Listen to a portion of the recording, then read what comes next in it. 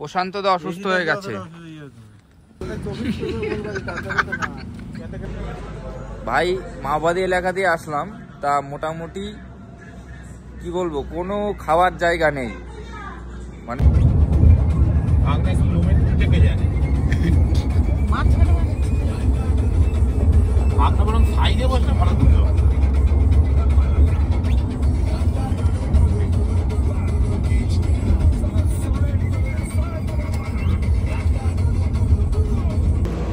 তো ভাই গোয়ার জন্য বেরিয়ে পড়লাম।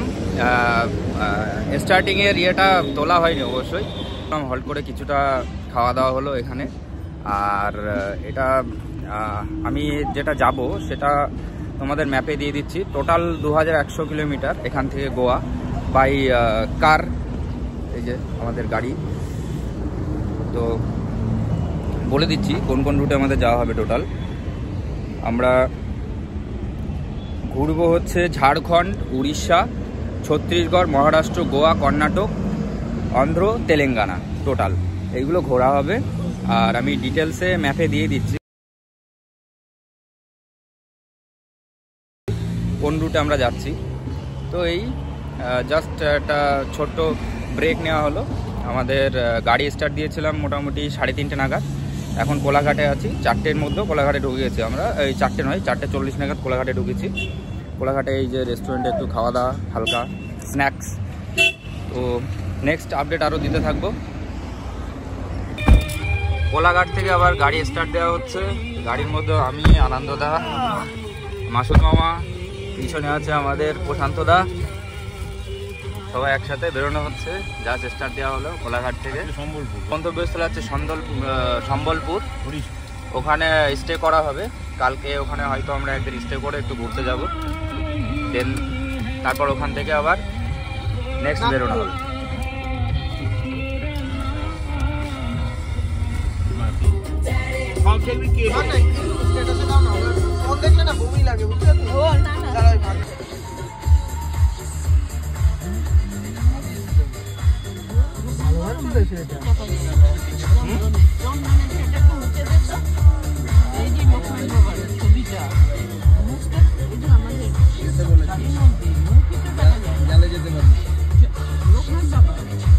ফার্স্ট তেল ভরা হচ্ছে গাড়িতে। গাড়িতে সেকেন্ড ফিউলিং করা হচ্ছে। সবাই একটু ফিউলিং করে নেওয়া হলো। চলো শান্তি। হ্যাঁ বাবা রে, আমার তো পুরো পেট ফেটে যাচ্ছিল বুঝলে।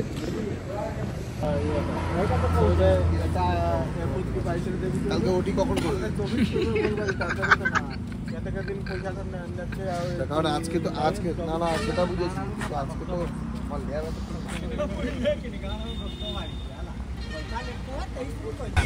পাহাড়ে গাদে যাওয়া হচ্ছে কিন্তু একদম। হ্যাঁ, অরুণাচল ট্রিপটা গেছিলে তুমি ভাগনা? অরুণাচলে আমার যাওয়া হয়নি। অরুণাচলে আমি যাইনি তো। ভাগনা নৈনিতালটায় গেছে। আমি নৈনিতালে গেছিলাম।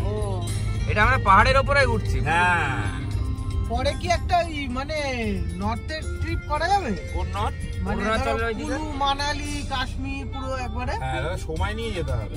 আচ্ছা এইদিকে দেখেন পুরো পাহাড় নিয়ে যেতে হবে। রাত্রেবেলা পাহাড়ে ড্রাইভ এটা বিশাল ব্যাপার।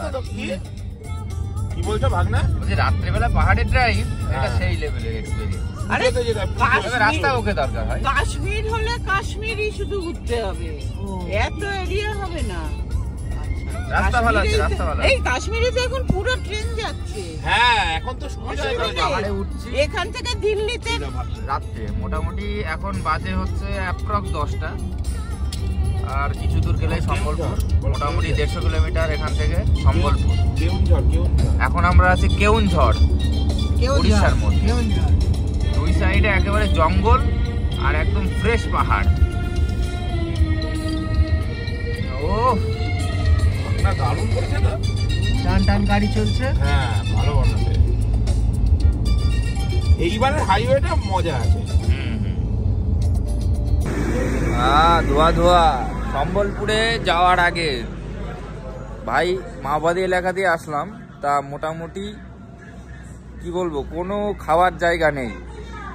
মানে খুঁজতে খুঁজতে খুঁজতে কোনো রকম একটা এসে একটা রেস্টুরেন্ট, সেখানে আসলাম। মোটামুটি সাইডে ধাবা বলতে পারো, ধাবায় খাবার দাবার হবে। তাই তো।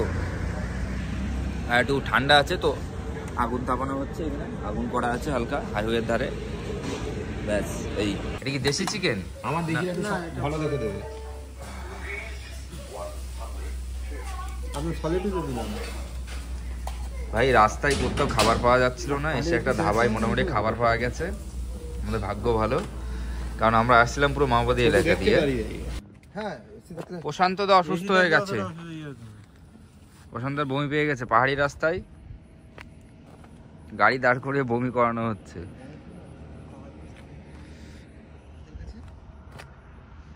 তারাগুলো যা লাগছে না, ও হাতের কাছে লাগবে।